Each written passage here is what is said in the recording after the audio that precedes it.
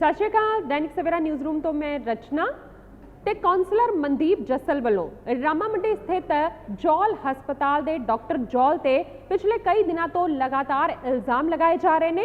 उत्थे ही डॉक्टर जौल ने इन्हां सारे इल्जामां नूं नकारिया है।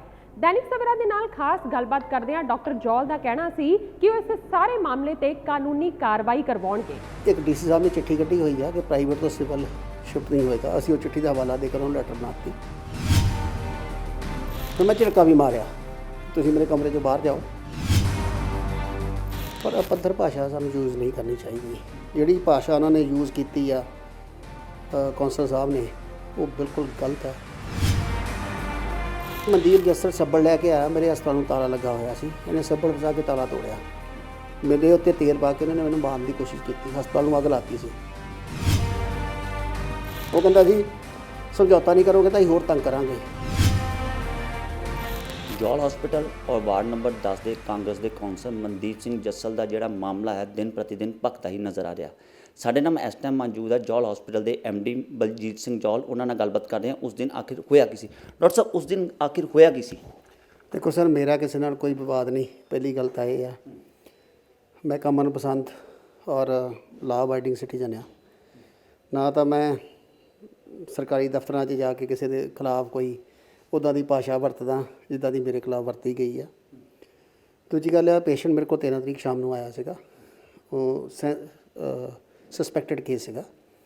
अगले दिन उसका सैंपल भेज दिता गया सरकारी हस्पताल में। शाम को डॉक्टर सेठी ने मैंने WhatsApp पर भेजा कि रिपोर्ट पॉजिटिव है, पर लिखती रिपोर्ट नहीं आई सी ताकि असं इलाज शुरू कर सकीए। मरीज लिए चंडीगढ़ तो मेरा ड्राइवर जाके रात को टीके लैके आया। वो टीके लगे, वो स्टेबल हो गया। अगले दिन दोपहर में उन्होंने ब्रदर आए, कहते जी सानू सिविल हस्पताल शिफ्ट कर दिओ। जद कि एडमिशन के वेले उन्होंने पुत्र के साइन होए थे कि कितना खर्चा आना पर डे हिसाब नाल की इनकलूड लैके, जो असीं गवर्नमेंट दी गाइडलाइन फॉलो कर रहे हैं। एक DC साहब ने चिट्ठी कढ़ी हुई है कि प्राइवेट तो सिविल शिफ्ट नहीं होएगा। असीं वो चिट्ठी का हवाला देकर उन्होंने लैटर बनाती कि तुसीं ये ना लिखा लियाओ कि उत्थे बैड खाली असीं तुहानूं छड्ड आवांगे। भाजी कह के कीता। वो जो तीजी बारी मेरे को फिर अंदर आए, असीं लैके जाना। मैं कहा सर तुहानूं क्या तो है। फिर मैं झिड़का भी मारिया कि तुसीं मेरे कमरे चों बाहर जाओ, ये लिखा लियाओ तो लै जाओ पेशेंट अपना। That's all. उस तो बाद शाम को 7 सवा 7 SHO आए, कहते जी असीं पेशेंट लैके सिविल जावांगे। मैं कहा जी उन्होंने तो लिखाओ तो लै जाओ। मेरी एंबूलेंस छड्ड के आई। इन्होंने उत्थे एंबूलेंस मनदीप जस्सल ते जिहड़े नाल बंदे सी, एक जस्सी तलड़िया कोई, इन्होंने एंबूलेंस उत्थे रोक ली। रोक के तुहानूं पता ही है उत्थे जो कीता इन्होंने। पहली गल ये कि पेशेंट आधर्मी बरादरी तो नहीं हैगा, पेशेंट पंडित बरादरी तो आ। नंबर 2, जो सरकार दी गाइडलाइन मैं फॉलो कीतियां, ये कहते जी असीं 80,000 लै लिया, 2 लाख लै लिया, 40,000 रुपया पेशेंट ने जमा कराया सी। इहदी इन्वैस्टिगेशन असिस्टेंट कमिश्नर कर रहे हैं। मैं अपना पक्ष उत्ते रिटन डॉकूमेंट सारे दे आया। बाकी नहीं, इस कमरे की ऑडियो रिकॉर्डिंग वीडियो रिकॉर्डिंग, इत्थे ऑडियो रिकॉर्डिंग भी है मेरे कमरे दोनों दफ्तरां विच हुंदी आ। उहदी 12 घंटे की रिकॉर्डिंग पुलिस ने मंगी सी, मैं पेन ड्राइव च पा के उन्होंने दित्ती आ। पुलिस इन्वैस्टिगेट कर रही है। मनदीप जस्सल वालों आरोप लगाया जा रहा है तुहाडे वालों अपशब्द बोले गए हैं, उहदे उत्ते कार्रवाई की जाए। डिप्टी कमिश्नर और DC नूं एक मंग पत्र भी दे चुके हैं। असी जी भावें ये देश का कानून ये कहता है कि साडा संविधानक हक है किसी खिलाफ धरना प्रदर्शन करना, पर अपੱਧਰ भाषा सानूं यूज़ नहीं करनी चाहिए। जिहड़ी भाषा उन्होंने यूज़ की आ कौंसल साहब ने, वो बिल्कुल गलत है। और डेफिनेटली जो मेरा राइट है कानूनी तौर पर मैं कार्रवाई करांगा। तुहाडे वालों अपशब्द का उपयोग किया गया सी? तुसीं रिकॉर्डिंग दिखा दिओ सर, मेरे कोल उन्हां दी रिकॉर्डिंग हैगी आ। मैं अपशब्द का भाषा, मैं सर एक पढ़िया लिखा शहरी हाँ, मैं पोस्ट ग्रैजुएट हाँ। जिहड़ा कानून है पास होया एक्ट, मैं उदों 15-16 साल का सी। मैं पास होंदा कि ट्रांसफॉर्मेशन सारी देखी है और इन विन मैं वर्ड बाई वर्ड पढ़िया होया। वो मैं वो क्यों कहूँगा? अटैम्प्ट टू मर्डर नालों मैं माड़ा कानून समझदा SC act. Attempt to murder के 3 महीने बाद जमानत हो जानी, इत्थे 6 महीने बाद तक भी नहीं होनी। मैं पढ़िया लिखा शहरी होने के बावजूद क्यों इदां दा काम करांगा? और मैं बिल्कुल ही किया। रिकॉर्डिंग सारी मैं पुलिस नूं देती है। मैं ईवन हाँ झिड़का जरूर मारिया उन्होंने कि मेरे कमरे चों बाहर जाते लिखा लिया ये। That's all. उस तो बिना मैं ना उन्होंने मैनूं कोई फोन दिता गल करन नूं, ਨਾ ਉਹਨਾਂ ਨੇ ਕਿਹਾ ਕਿ ਆ ਫੋਨ ਤੇ ਗੱਲ ਕਰ ਲਓ ਜੱਸੀ ਤੱਲਣ ਨਾਲ, ਫਿਰ ਭਾਸ਼ਾ ਬੋਲਣ ਦਾ ਤਾਂ ਮਤਲਬ ਹੀ ਨਹੀਂ ਹੈਗਾ। ਜੌਲ ਹਸਪਤਾਲ ਨੂੰ ਬਾਰ-ਬਾਰ ਮਨਦੀਪ ਸਿੰਘ ਜੱਸਲ ਟਾਰਗੇਟ ਕਿਉਂ ਕਰ ਰਹੇ ਆ? ਚਾਹੇ ਇਹ ਕਰੋਨਾ ਦਾ ਪੇਸ਼ੈਂਟ ਲੈ ਲਓ, ਪਿਛਲੇ ਦਿਨ ਚਲੀ ਜਾਓ, ਸਨੇਕ ਬਾਈਟ ਵੀ ਤੁਹਾਡੇ ਕੋਲ ਆਇਆ ਸੀਗਾ। 2009 ਦੇ ਵਿੱਚ ਵੈਨਾ ਕਾਂਡ ਹੋਇਆ ਸੀ, ਉਹਦੇ ਵਿੱਚ ਇੱਕ FIR ਦਰਜ ਹੋਈ ਸੀ।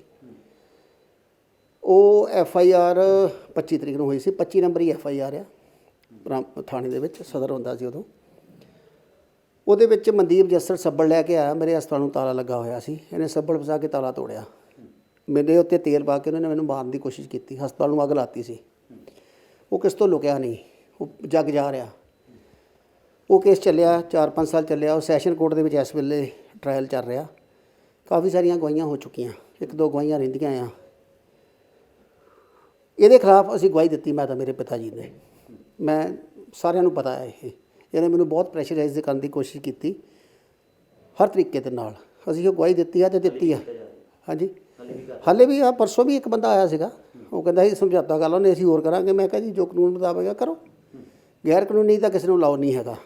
ਉਹ ਕਹਿੰਦਾ ਜੀ ਸਮਝੌਤਾ ਨਹੀਂ ਕਰੋਗੇ ਤਾਂ ਅਸੀਂ ਹੋਰ ਤੰਗ ਕਰਾਂਗੇ। ਮੈਂ ਕਿਹਾ ਜੀ ਤੋ ਚੋਇਸ ਆ ਤੁਹਾਡੀ, ਠੀਕ ਹੈ ਨਾ, ਜੋ ਮੇਰੇ ਰਾਈਟਸ ਆ ਮੈਂ ਫੋਲੋ ਕਰੂੰ, ਜੋ ਉਹਨਾਂ ਦੇ ਉਹ ਫੋਲੋ ਕਰਨ। ਅੱਜ ਬੜੇ ਮੌਤਬਰ ਬੰਦੇ ਤੁਹਾਡੇ ਹੱਕ 'ਚ ਆਏ, ਕੀ ਕਾਰਨ ਕੀ ਪੈ ਗਿਆ ਤੁਹਾਨੂੰ ਅੱਗੇ ਨਹੀਂ ਆਉਣਾ ਪਿਆ? ਮੌਤਬਰ ਬੰਦੇ ਅੱਗੇ ਆ ਗਏ, ਇੱਦਾਂ ਤਾਂ ਨਹੀਂ ਤੁਸੀਂ ਭੇਜੇ ਹੋਣ? ਸਰ ਮੈਂ ਤਾਂ ਪਹਿਲੇ ਦਿਨ ਤੇ ਅੱਗੇ ਆਇਆ ਹੋਇਆ। ਨਹੀਂ, ਜਿੱਦਾਂ ਉਹਨਾਂ ਨੇ ਅੱਜ ਪ੍ਰੈਸ ਕਾਨਫਰੰਸ ਕਰ ਦਿੱਤੀ। ਸਰ ਉਹ ਉਹਨਾਂ ਦੀ ਆਪਣਾ ਡਿਸੀਜਨ ਹੈਗਾ। ਮੈਂ ਤਾਂ ਡੇ 1 ਤੇ ਹੀ ਮੈਂ ਕਹਿ ਰਿਹਾ, ਰਵੀ ਰੌਣਖੜ ਜੀ ਨੇ ਮੇਰਾ ਇੰਟਰਵਿਊ ਕੀਤਾ ਸੀ ਅਗਲੇ ਦਿਨ ਹੀ, ਸ਼ਾਇਦ ਤੁਹਾਨੂੰ ਪਤਾ ਹੋਵੇ। ਮੈਂ ਤਾਂ ਬੇਬਾਕ ਹੋ ਕੇ ਆਪਣੀ ਰਾਏ ਰੱਖੀ ਹੈ, ਔਰ ਮੈਂ ਸਾਰਿਆਂ ਨੂੰ ਰੱਖ ਰਿਹਾ ਕਿ ਜੋ ਮੇਰਾ ਕਾਨੂੰਨੀ ਹੱਕ ਹੈ ਮੈਂ ਜ਼ਰੂਰ ਫਾਈਟ ਕਰੂੰਗਾ, ਔਰ ਮੇਰਾ ਰਾਈਟ ਵੀ ਆ। ਹੁਣ ਅਗਲਾ ਸਟੈਪ ਤੁਹਾਡਾ ਕੀ ਹੋਏਗਾ?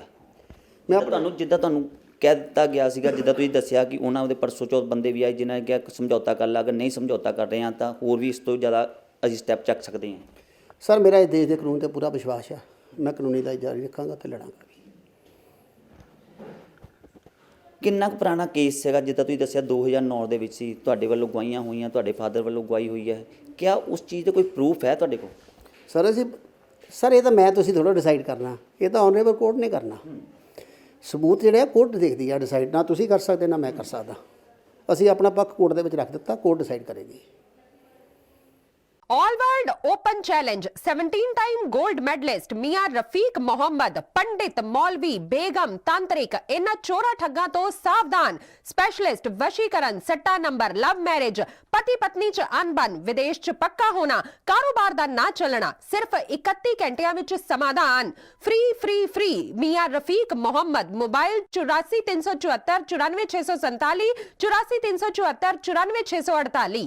देश दुनिया की हर वड्डी खबर दे लई हुणे डाउनलोड करो number 1 news app Dainik Savera times.